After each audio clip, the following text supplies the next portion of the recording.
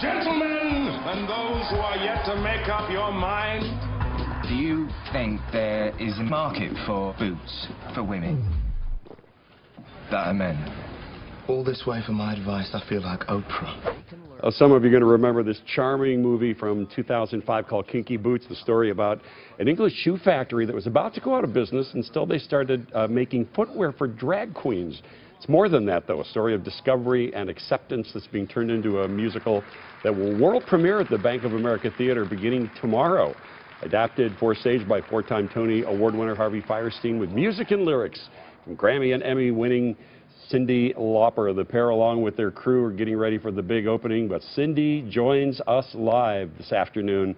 Good to see you again. How are you doing? I'm good. I was getting all choked up seeing Harvey now. He really is. I must say, I'm a little... I can't believe that this is my first time doing anything like this. And I did it because I really did have the time, and Harvey called me. And Harvey is such a wonderful storyteller, and I wanted to work with him once before. Yeah.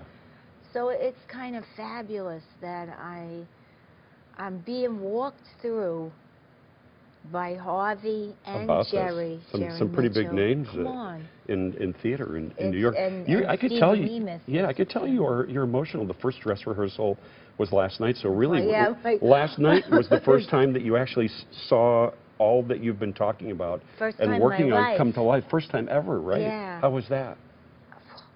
I mean, it was unbelievable. But you know, and I'm sitting there watching. Then I'm watching. Then I started watching the people, thinking.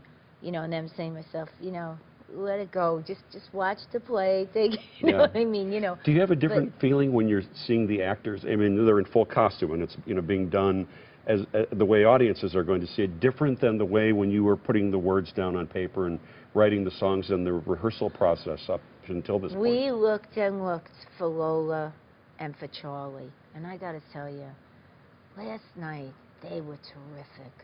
Charlie is played by Stark Sands, of course, from American Idiot. He was fantastic. And Lola stopped my heart. It was really, they were wonderful. And all of them. You start to here's the cast that we met at the press conference. Oh, she was fantastic. Oh my God. The other day. I mean, these are the people who are going to bring this story to life. I mean, that's the thing about the story. I mean, it's really hard to describe in a word or two that it's a shoe factory that's about to go under, because the story really is so much more than that, isn't it? It's a real story about people who wouldn't just accept. You know, when you talk to somebody and they say, yeah, I had a hard thing happen in my life, so I gave up. And you know what? These are people that didn't give up. Yeah.